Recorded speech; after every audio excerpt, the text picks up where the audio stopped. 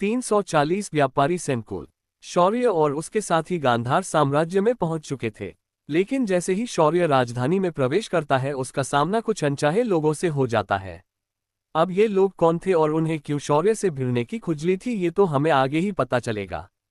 शहर के उत्तरी प्रवेश द्वार से शौर्य और उसकी भीड़ें शहर में प्रवेश करते हैं।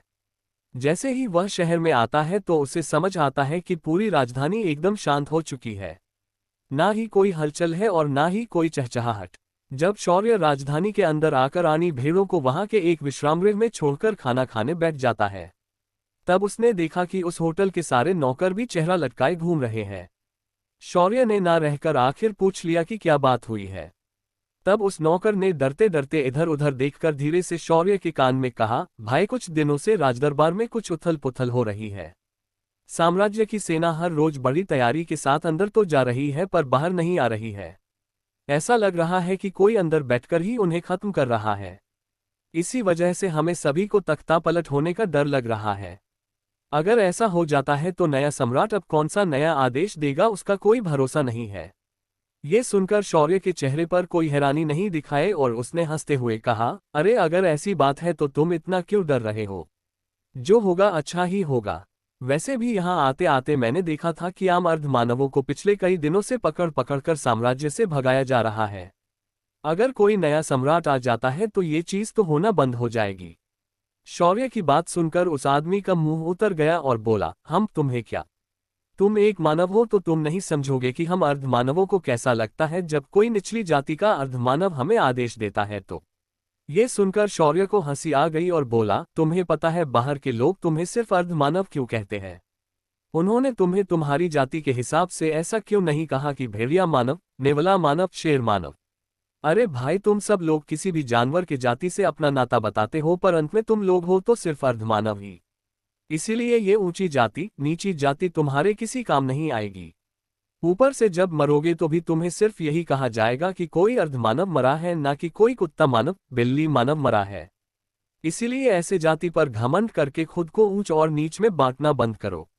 अब मुझे ही देखो, तुमने मुझे गरिया न कहकर मानव कहा, अब मैं हूं तो मानव ही। अब मेरी जाति यहाँ कहाँ समस्या निर्माण करती है? शौर्य की बात सुनकर उस नौकर मुंह बंद हो गया और वह चुपचाप वहां से चला गया। शौर्य ने पेट भरकर खाना खाया और अपने साथियों के साथ बाजार के लिए निकल गया। तभी राजमहल में बंधे बड़े घंटे को बजाया गया। कुछ ही देर में एक आवाज पूरे राजधानी में गूंज गई। सभी नगर वासियों और साम्राज्य के बाकी लोगों को सूचित किया जाता है कि साम्राज्य के प्रधान ने तख्तापलट करने की कोशिश की थी जो नाकाम कर दी गई है। साथ ही उन्होंने अपने अधिकारों का गलत उपयोग करके पारित किए सभी आदेशों को खारिज किया जाता है। आज के बाद साम्राज्य में जातीय मतभेद को माना नहीं जाएगा। अगर कोई ऐसा करते हुए पाया जाता है तो उसे काफी से कड़ी शिक्षा दी जाएगी। ये सूचना पूरे राजधानी के गली मोहल्ले में गूंज गई। पूरा शहर ये सूचना सुनने के बाद कुछ देर तक शांत हो गया और फिर धीरे धीरे उनके चेहरों पर वापस खुशी के भाव आ गए। धीरे धीरे शहर के हर कोने से छुपे हुए निचले जाति के लोग बिना डरे बाहर आने लगे। अब उन्हें बाहर देखकर कोई भी उन्हें रोकने की या पकड़ने की कोशिश नहीं कर रहा था। ये देखकर शौर्य के चेहरे पर एक मुस्कान आ गई। शौर्य जब बाजार में पहुंचा तो उसने अपने सामने विशाल व्यापारी संकुल देखा। जब उसने बाहर से इस संकुल को देखा तो पाया कि इस संकुल में कई सारी चीजें बेचने के लिए रखी गई थी, खासकर दवाएं और हथियार। पर शौर्य को उनमें बिल्कुल भी कोई दिलचस्पी नहीं थी। तभी शौर्य को अपने शर्ट की बाजू पर खिंचाव महसूस हुआ। उसने मुड़कर देखा तो शाश्वती एक वस्तु की ओर इशारा कर रही थी। शौर्य ने उसकी उंगली का पीछा किया और देखा कि वह एक खास तरह के बालों में लगाए जाने वाली पिन की ओर इशारा कर रही थी। शौर्य ने उस चीज को ध्यान से देखा, वह एक नीले पत्थर से बनी बालों में लगाने वाली पिन थी। शौर्य ने उससे देखकर शाश्वती के लिए उसे खरीदने का मन बना लिया और उस संकुल के अंदर चला आया। उसने वहां दुकान पर एक बूढ़े आधे लोमड़ी मानव को देखा। उस अर्धमानव ने शौर्य को देखा और बड़े ही उत्सुकता से कहा, कहिए अतिथि, मैं आपकी कैसे सेवा कर सकता हूं? उसकी बातों में एक मिठास थी पर उसकी आंखों से शातिर चालाकी अच्छे से झलक रही थी। शौर्य ने उस पिन की ओर इशारा किया और कहा, चाचा ये पिन मुझे पसंद आए और मैं इसे खरीदना चाहता हूं। इसका मूल्य बोलिए। ये सुनकर वह दुकानदार उस पिन को निकलने लगा, तभी दुकान के दरवाजे से एक अहंकार भरी आवाज आई, ये पिन मुझे चाहिए। इसकी जितनी भी कीमत होगी मैं उसके दोगुने मूल्य पर इसे खरीदना चाहूंगा। ये सुनकर वह व्यापारी जो उस आभूषण को निकालने गया था तुरंत रुक गया।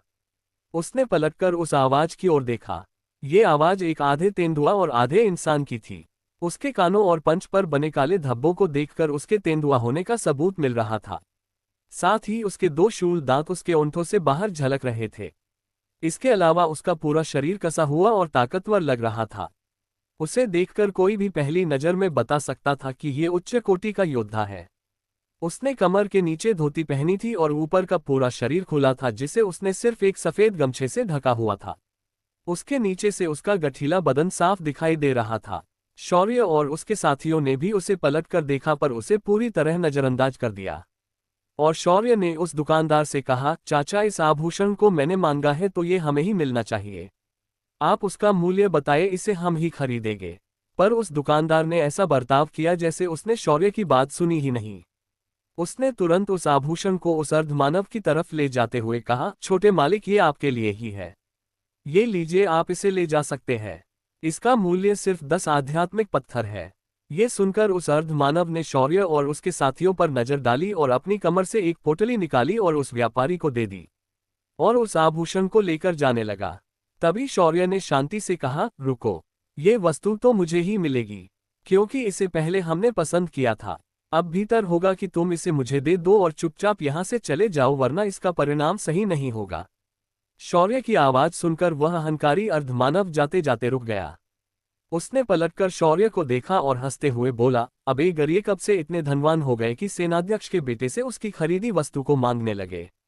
तुम्हें पता होना चाहिए कि ये गांधार साम्राज्य है और मेरे पिता सम्राट की सेना के सेनाध्यक्ष है। अगर उन्हें ये बात पता चली तो वो तुम्हें एक ही झटके में खत्म कर देंगे।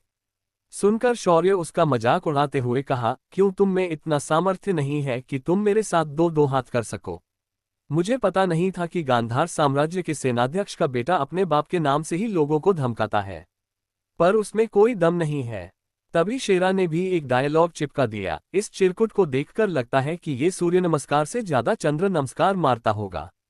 शेरा के बात का मतलब शाश्वती को समझ नहीं आया तो उसने शौर्य से पूछा, ये चंद्र नमस्कार कोई व्यायाम की तकनीक है क्या? शाश्वती का मासूम सवाल सुनकर शौर्य का चेहरा लाल हो गया और उसने उसके सवाल का सीधा जवाब न देते हुए सिर्फ इतना ही कहा, हाँ तुम ऐसा समझ सकती हो, इसे रात में ही किया जाता है। शाश्वती ने तुरंत कहा, ठीक है फिर मुझे अगली बार सिखा देना। स्वाति की बात सुनकर शेरा और सम्राट पेट पकड़कर हंसने लगे और शौर्य का चेहरा अब टमाटर की तरह लाल हो गया। पर तभी वह लड़का जो इतनी देर से शौर्य की बातों से इतना गुस्सा हो गया था कि उसने गुस्से से दहाड़ मारी, तुम्हारी ये हिम्मत कि तुम मुझे युद्ध के लिए ललकारो? मैं तुम्हारे इतने टुकड़े कर दूंगा कि कोई उनकी गिनती भी नहीं कर पाएगा। ये सुनकर शौर्य भी उसके चुनौती को स्वीकार करने के लिए तैयार हो गया था। पर तभी उस लड़के के पीठ पर अचानक एक जोरदार लात पड़ी और वह अपने सिर के बल जमीन पर गिर गया। उसका सिर फर्श में धंस गया। तभी शौर्य ने देखा कि एक 8 साल का लड़का जिसने पृथ्वी पर पहने जाने वाले कपड़े पहने थे और उसके मुंह में एक तिनका था, उसकी आंखें चमक रही थी जिनके अंदर हरे रंग की रोशनी तैर रही थी। उसने अपनी जेब में हाथ डालकर नीचे गिरे उस लड़के के पीठ पर पैर दिया और बड़े ही दबंग अंदाज में कहा, अरे आजकल ये बिल्ले भी मेरे बाप को धमकी देने लगे और उसे मारने के सपने देखने लगे। जब शौर्य ने उसे देखा तो उसके चेहरे पर एक मुस्कान आ गई। वह लड़का आगे आया और उसने शौर्य के गले में खुद को झोंक दिया। शौर्य ने उसके बालों में हाथ फेरा और कहा, वाह बेटे तू तो काफी दबंग बन गया है। तभी फर्श पर पड़े लड़के ने सिर उठाया और ध्वनिक को देखकर गुर्राते हुए कहा, मुझे मारने की हिम्मत कैसे हुई तुम्हारी? तुम्हें पता नहीं मेरा बाप कौन है? अगर मेरे पिता को पता चला कि तुमने मेरे साथ ऐसा किया है तो वो तुम्हें। उसकी बात बीच में ही कर गई और अचानक एक भरी पैर उसके सिर पर आकर रुक गया। उसका उठा हुआ सिर वापस फर्श के अंदर सप गया। तभी कवन ने उछलकर शौर्य की गोद में छलांग लगाए और खुशी से उसकी बाहों में खो गया। शौर्य खुशी से उन दोनों को देख रहा था। तभी वह लड़का वापस अपना सिर उठाकर बोला, ये तुमने ठीक नहीं किया गरिए। मैं तुम्हें और तुम्हारे पूरे परिवार को बर्बाद कर दूंगा। मैं सेनाध्यक्ष का। तभी फिर एक बार किसी ने उसके सिर पर बराबर पैर दिया। आजकल दुकानों के बाहर भी ऐसे लोगों को लिटाकर रखा जाता है। अच्छा है ये पांव पोंछने के काम आ जाएंगे। ऐसा कहते हुए हरे रंग के वस्त्र पहने हुए एक लड़का अंदर आया। ये धरेंद्र था। शौर्य ने उसे भी गले से लगाया और सामने पड़े लड़के को देखने लगा। तभी दरवाजे से एक खूबसूरत छोटी लड़की अंदर आ गई। पर उसने जैसे ही आदमी को जमीन पर पड़ा देखा, उसने अपनी नाक पर हाथ रखा और घूमकर उसे एक ऐसी जोरदार लात मारी कि वह आदमी सीधा दुकान से बाहर उड़ गया। उस लड़की ने शौर्य को देखा और कहा, पापा समरलोक में भी ऐसे शराबी होते हैं, मुझे पता नहीं था। ऐसे लोगों को तो कपड़े उतरकर पेड़ों उल्टा लटका देना चाहिए। ये सुनकर शौर्य ने अग्निशिखा को उठाया और गोद में लिया और बोला, आप जैसा कहे राजकुमारी, हम ऐसे लोगों को उल्टा ही लटकाएंगे। तभी कनक दरवाजे से अंदर आए और उसने जमीन पर गिरा बॉक्स उठाया और शौर्य के हाथ में देते हुए कहा, स्वामी आप इतने मृदु कैसे हो गए हैं? आप ऐसे लोगों को एक झटके में खत्म कर देते थे, पर आजकल आप उनकी पूरी बात सुनते बैठते हो। ये सुनकर शौर्य ने अपनी नाक को रगड़ा और इधर उधर देखने लगा। उसे समझ नहीं आ रहा था कि वो कहे तो कहे क्या। तभी कनक ने दिया हुआ बॉक्स शौर्य ने शाश्वती को दिया और कहा, लो ये बालों का आभूषण तुम्हारा हुआ। उस बॉक्स को शौर्य के हाथों से लेते हुए शाश्वती ने शौर्य के गालों को छूते हुए कहा, आपका बहुत धन्यवाद पतिदेव। बस उसका इतना कहना ही क्या था कि चारों बच्चे शोर को ऐसे देखने लगे जैसे उसने उन्हें उनके जीवन का सबसे बड़ा धोखा दिया हो। चारों बच्चों की नजरों को देखकर शौर्य को भी लगा कि उसने सच में कोई गुनाह किया है। शौर्य ने सबसे पहले अपना गला साफ किया और कहा, अहम अहम बच्चों, ये तुम्हारी दूसरी माँ है शाश्वती। आपकी अद्विका माँ के कहने पर ही मैंने दूसरा विवाह किया है। चाहे तो तुम उसे भी इस बात के बारे में पूछ सकते हो। ये सुनकर चारों बच्चों ने शाश्वती को घूरना शुरू किया, लेकिन उनसे भी आगे कनक थी। वो तो लगभग शाश्वती के गोद में चढ़ गई थी। कनक शाश्वती की आंखों में आंखें डालकर उसे घूरने लगी।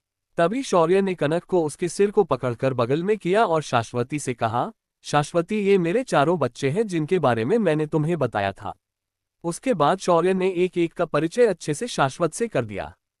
फिर भी उसने देखा कि बच्चों के मन का संदेह अभी तक गया नहीं था। शौर्य ने उन्हें बाकी बातें बाद में स्पष्ट करने का वचन दिया और वापस उस दुकान की ओर देखा। दुकानदार इतनी देर से सब कुछ आंखें फाड़कर देख रहा था। उसने अपने मुंह से एक शब्द भी नहीं निकाला था। ग्राहक भगवान होता है चाचा। अपने दुकान में ग्राहक को समान दर्जा दिया करो, वरना एक दिन ऐसा समय आ जाएगा कि शहर का कोई ग्राहक इस कबाड़घर में अपना कदम भी ना रखे। इतना कहकर शौर्य पलट गया और वहां से जाने लगा। तभी उसे दुकान के ऊपरी मंजिल से एक मीठी और आकर्षक आवाज सुनाई दी, अगर ग्राहक भगवान होता है तो भगवान को भी ऐसे दुकानदार को श्राप नहीं देना चाहिए। वो भगवान होते हैं तो उन्हें गलतियां माफ करने भी आनी चाहिए। इस आवाज में एक आकर्ष था, पर उसके इस बात में एक ताना छुपा हुआ था। ये ताना शौर्य को बिल्कुल भी अच्छा नहीं लगा।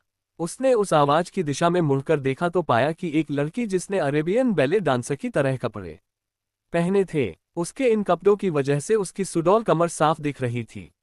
उसने सिर और चेहरे पर एक पारदर्शी कपड़ा ढका हुआ था।